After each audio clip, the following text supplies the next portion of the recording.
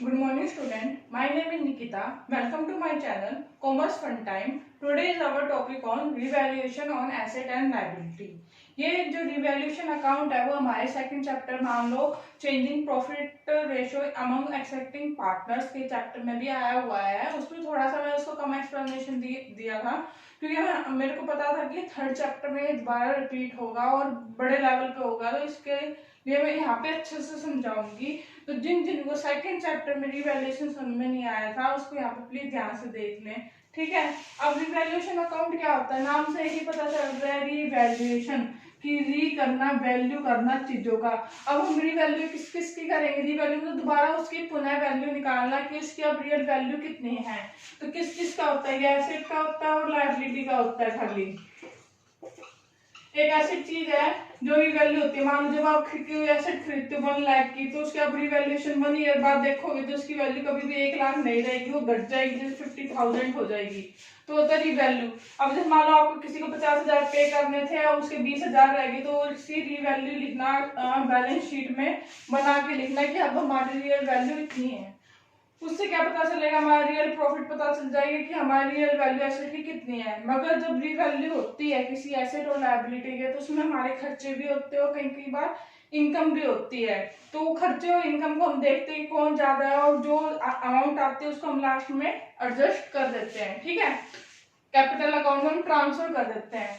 तो इसके लिए अकाउंट बनता है रिवैल्यूएशन अकाउंट, ठीक है। अब रिवैल्यूएशन अकाउंट में जो डेबिट साइड होती है, हमने वो रूल पढ़ा था, मैंने आपको वो 11th में जो रूल है क्या है, नॉमिनल का ऑल एक्सपेंसेस आर डेबिट और ऑल इनकम आर क्रेडिट। तो ये एक डेबिट साइड है, तो ये कौन सी साइड होगी, सारी एक्सपेंसेस साइड। और ये क्रेडिट साइड है, तो ये कौन सी होगी, इनकम साइड। जितने भी पैसे आएंगे वो इनकम साइड इस साइड और जितने भी खर्चे होंगे एक्सपेंसेस साइड आएगा। अब जैसे इसमें लिखा है to decrease in value of asset, asset की कोई भी वैल्यू डिक्रीज होगी। मान लो हम 2 लाख की कोई भी कार खरीदी है, उसकी वैल्यू 1.5 लाख है या 50,000 है, तो आपको खर्चा हुआ है। जैसे मैं आपको एग्जांपल लेती हूँ, जैसे कार है 2 लाख की थी, अब करंट वैल्यू है 1 लाख, तो आप यहाँ पे क्या लिखोगे, कितने से वैल्यू डाउन चल रही। चलो मैं यहाँ पे 50,000 लगाती ताकि आपको और क्लियर हो जाए। 50,000 तो करंट वैल्यू 15,000 है, तो इसकी वैल्यू कितने से डिक्रीज हुई है, 1,50,000 से डिक्रीज हुई है, क्योंकि रियल वैल्यू तो खाली इसकी 50,000 है। तो 2 लाख की चीज की 50,000 वैल्यू होगी तो कितने का लॉस हो गया, 1,50,000 का। तो हम यहाँ पे क्या लिखेंगे, 1,50,000 का ये क्या है, लॉस है, ठीक है। अच्छे समझ में आया। अब back to increase in the value of liability. चलो यार छोड़ो सेकंड। अब इसी का अपोजिट है, इनकम कैसे होगी। जैसे आपने ना बिल्डिंग खरीदी थी 2 लाख की किसी जमाने पे, अब हमने चेक किया उसकी वैल्यू अब 8 लाख हो रही है करंट वैल्यू, तो हमारी कितने से वैल्यू बढ़ रही है, 2 लाख की खरीदी जब 8 लाख होगी तो 6 लाख की क्या होगी, हमारी इनकम बढ़ी। तो 6 लाख का क्या हो जाएगा, हमारी इनकम साइड दिखा देंगे क्योंकि वो इंक्रीज हुई है वैल्यू ऑफ एसेट में, ठीक है। और इसे increase in value of liability, मान लो राम को हमें 60,000 पे करने थे, मगर हमने देखा कि करंटली हमें किसी खर्चे की वजह से 1 लाख पे करने पड़ रहे हैं, तो 60,000 करने थे, एकदम से 40,000 बढ़ गए क्योंकि 1 लाख अब पे करने हैं और 60,000 पहले थे। तो अब कितना डिफरेंस आया, 40,000 का। तो 40,000 का क्या होगा, खर्चा हो गया, लायबिलिटी बढ़ गई। आपको पहले किसी को 60,000 ही पे करने थे और अब कितने पे करने पड़ रहे हैं आपको, 1 लाख। तो कितने ज्यादा वो पे करने पड़ रहे हैं, 40,000 वो पे करने पड़ रहे हैं। तो 40,000 क्या हो जाएगी, increase in value of liability, ठीक है। अब अगला decrease in value of liability, decrease में इसका अपोजिट है। जैसे मान लो आपको राम को यही वाला एग्जांपल लेते 60,000 पे करने थे और अब आपको खाली 40,000 पे करने करंट में, उन्हें 20,000 हमारे माफ कर दी किसी वजह से, तो क्या हो जाएगा, कितने से वैल्यू डाउन जा रही है आपकी लायबिलिटी। मान लो पहले इनकम होगी ना, पहले आप किसी को 60,000 पे करने थे, अब खाली 40,000 पे करने हैं, तो आपकी क्या होगी, इनकम होगी, क्योंकि हमारी लायबिलिटी डिक्रीज होगी। कितने से होगी, 20,000 से। तो क्वेश्चन आ जाएगा, आंसर आ जाएगा इसका 20,000, ठीक है। अब अगला पॉइंट है अनरिकॉर्डेड लायबिलिटी। कई बार हम लायबिलिटी को रिकॉर्ड करना भूल जाते हैं। मान लो मैंने आपसे पैसा उधार लिया 2 लाख रुपए और मैं एंट्री करना भूल गई और मेरे को बाद में याद आता है कि मैंने अकाउंट बनाने के बाद मैं तो एंट्री करना भूल गई, तो मेरे को एंट्री करनी पड़ेगी। तो 2 लाख मैं तो भूल चुकी थी मेरे हिसाब से, तो मेरी इनकम ज्यादा थी, अगर मेरे को मेरी इनकम में से 2 लाख आपको पे करने पड़ जाए तो मेरी इनकम तो कम हो जाएगी। तो इसका मतलब क्या हो गया, ये खर्चा हो गया। तो खर्चा हो गया तो ये कौन सी साइड है, अनरिकॉर्डेड लायबिलिटी। तो मेरे वहां पे कितने का खर्चा हो गया, 2 लाख का। ठीक है, समझ में आ गया, लायबिलिटी भूल गए। ये है इसका अपोजिट एसेट। मैंने कोई ना लैंड खरीदी थी 1 लाख रुपए की, और मैं उसकी एंट्री करना भूल गया। मशीनरी खरीदी थी 1 लाख रुपए की और मैं उसकी एंट्री करना भूल गई, मेरे को याद नहीं रहा के लिखना है। तो इससे क्या पता चला मेरे को बाद में कि मेरी एसेट बढ़ गई 1 लाख रुपए की, और मेरे को बाद में याद आता है तो मेरी इनकम होगी, क्योंकि दिमाग में तो आप आया है। तो क्या देगा, 1 लाख। ठीक है, अब इसका बस यहाँ तक ही था। अब क्या करेंगे, ये एक्सपेंसेस ज्यादा है, ये इनकम साइड। अगर ये ज्यादा है, अगर ये ग्रेटर है, तो इस साइड क्या बच जाएगी, हमारी इनकम, प्रॉफिट बच जाएगा। अगर हमारे एक्सपेंसेस साइड ज्यादा है और इनकम साइड कम है, ठीक है, तो क्या आ जाएगा, हमारा लॉस आ जाएगा। आपको अब 10th क्लास फॉर्मूला भी कराया करते थे प्रॉफिट का, क्या होता था, इनकम माइनस एक्सपेंसेस जब इनकम एक्सीड हो, और लॉस का क्या हुआ करता था, जब एक्सपेंसेस ज्यादा हो इनकम से। ठीक है, सर मैं आपको यहाँ तो कोई डाउट, मैं आपको एक क्वेश्चन के थ्रू से समझाने की कोशिश करती हूँ। अभी नहीं समझ में आया तो कमेंट बॉक्स में कमेंट करके आप मेरे से पूछ सकते हैं। देखो स्टूडेंट, ये हमारा 47 नंबर क्वेश्चन है एग्जाम्पल का। इसको आप बुक में खोल लेना ताकि अगर आपको क्वेश्चन समझ में ना आए। इसके टोटल 8 पॉइंट है। मैं आपको स्टार्टिंग के 4 करवा रही हूँ क्योंकि थोड़ी सी अलग है, इसकी लैंग्वेज थोड़ी सी अलग है। अगर आप खुद से करोगे तो थोड़े कंफ्यूज होगे, इसके लिए मैं वाला क्वेश्चन आपको करवा रही हूँ। आपके क्वेश्चन आप खुद ट्राई करके देखना। इसमें एक जर्नल एंट्री है, वो भी मैं आपको बताऊंगी साथ के साथ कि हम इसकी जर्नल एंट्री कैसे करते हैं। तो सबसे पहले मैं इसके लिए रिवैल्यूएशन अकाउंट बना लेती हूँ पहले, ताकि आपको पता चल जाए कौन सी चीज कहाँ लिखनी है। तो रिवैल्यूएशन अकाउंट,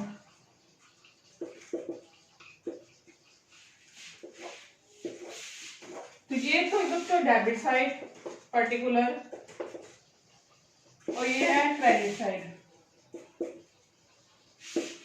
ठीक है, डेबिट साइड मतलब मैंने बताया था एक्सपेंसेस, ये बताई थी मैंने इनकम। ठीक है, लिख लेना पहले ताकि आपको कंफ्यूजन ना हो।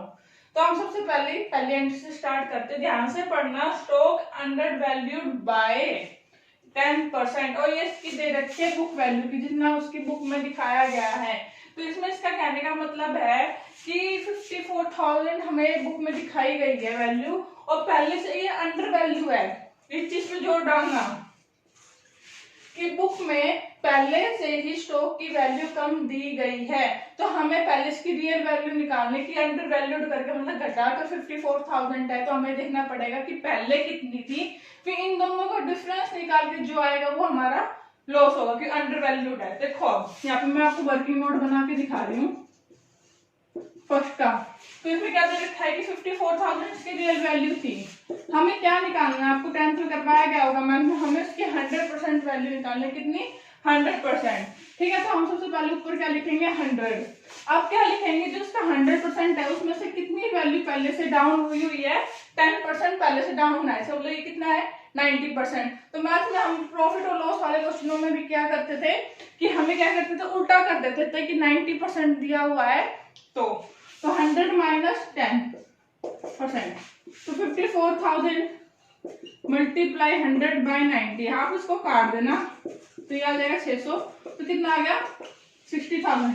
अगर आपको इससे भी समझ में ना आए तो एक और तरीका में लिखा करते हैं कि मैंने क्या कहा, 54,000 घटाने के बाद की वैल्यू है, तो क्या लिख दो, 54,000। हमें नहीं पता किस वैल्यू का, पहले से 10%। ठीक है, पहले से क्या कह रखा है कि 10% क्या हुआ है, घटा हुआ है। तो घटने के बाद है ये कि किसी वैल्यू का, उस चीज का 10% घटा हुआ है, पहले से अंडर वैल्यूड है माइनस का।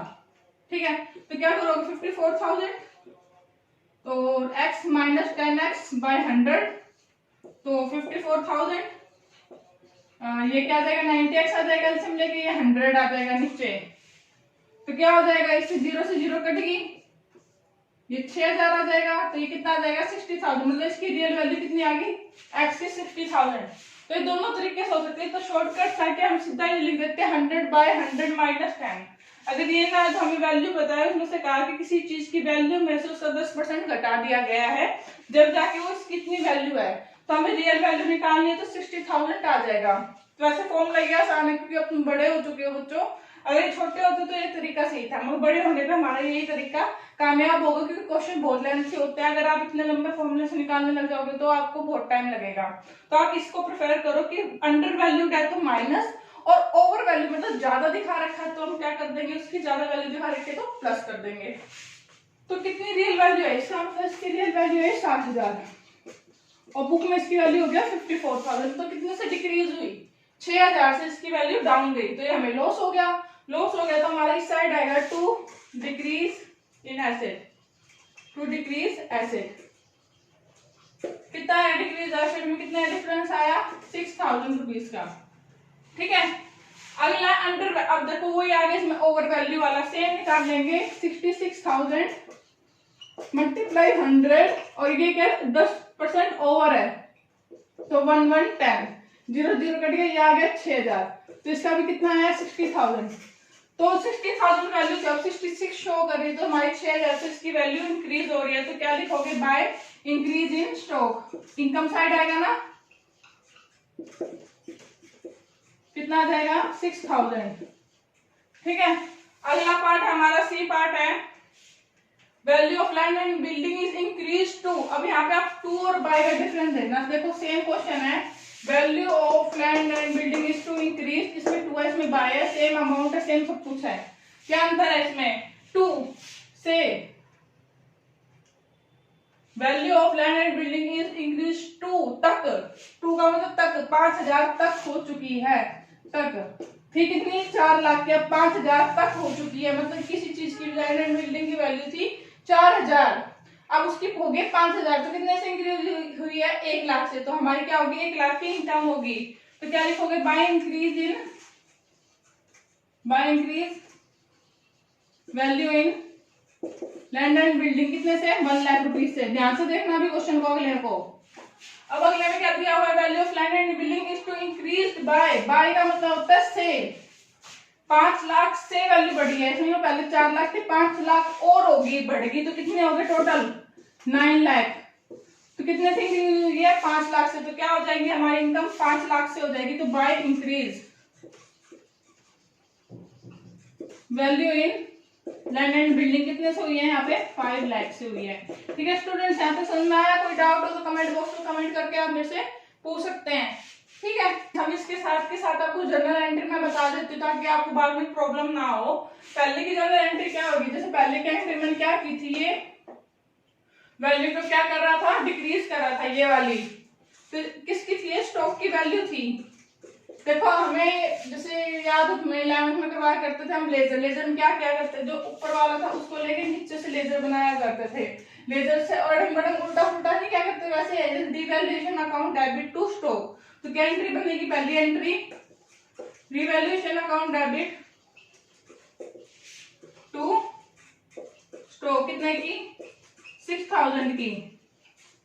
ठीक है, तो सेकंड वन एंट्री क्या हो गया, हमारे यहाँ पे इंक्रीज हुई थी, तो यहाँ पे देखो ये डेबिट में और ये क्रेडिट में होगा, तो यहाँ पे तो 2,000 ये क्रेडिट का हो गया, ये डेबिट का हो गया, यहाँ पे ये पहले से डेबिट का है तो ये अपोजिट क्या हो जाएगा, क्रेडिट का हो जाएगा। तो क्या लिखोगे यहाँ पे, स्टॉक अकाउंट डेबिट, ये डेबिट और रिवैल्यूएशन क्रेडिट 6,000।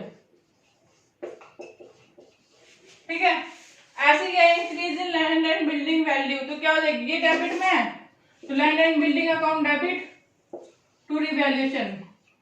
एक एंट्री में तो हो जाएगा ये 1 लाख से, और नेक्स्ट एंट्री में हो जाएगा 5 लाख, क्योंकि सेम एंट्री होगी क्योंकि दोनों डेबिट साइड में है। ठीक है, समझ में आया यहाँ तक।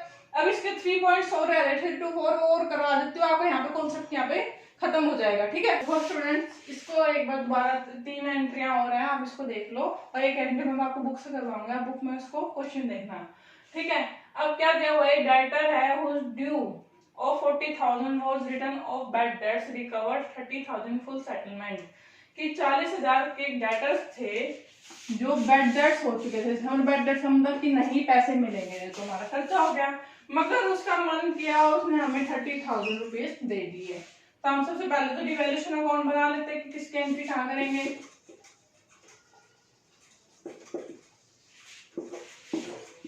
ठीक है, तो ये हमारी इनकम होगी ना, तो ये डेबिट साइड थी, ये क्रेडिट साइड थी, तो इनकम थी तो क्या लिखेंगे, बाय बैड डेट्स रिकवर्ड। पैसे आ गए ना, कितने आए 30,000।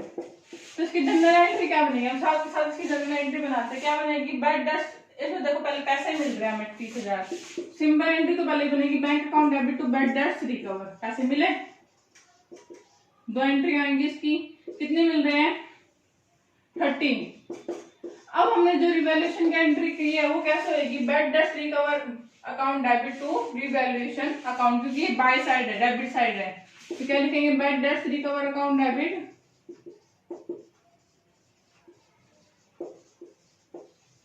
टू रिवैल्यूएशन 30,000 से, ठीक है, ये होगी पहली एंट्री।